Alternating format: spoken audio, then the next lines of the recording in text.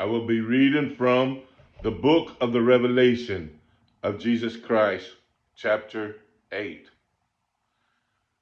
When he opened the seventh seal, there was a silence in heaven for about half an hour. And I saw the seven angels who stand before God, and to them were given seven trumpets. Then another angel having a golden censer came and stood at the altar.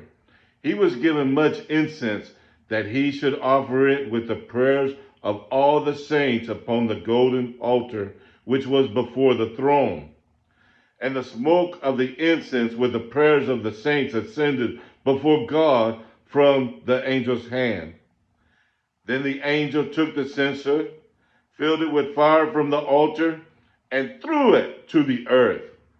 And there were noises, thunderings, lightnings, and an earthquake. So the seven angels who had the seven trumpets prepared themselves to sound. The first angel sounded, and hell and fire followed, mingled with blood, and they were thrown to the earth. And a third of the trees were burned up, and all green grass was burned up. Then the second angel sounded, and something like a great mountain burning with fire was thrown into the sea. And a third of the sea became blood, and a third of the living creatures in the sea died, and a third of the ships were destroyed. Then the third angel sounded, and a great star fell from heaven, burning like a torch. And it fell on a third of the rivers and on the springs of water. The name of the star is Wormwood. A third of the waters became wormwood, and many men died from the water because it was made bitter.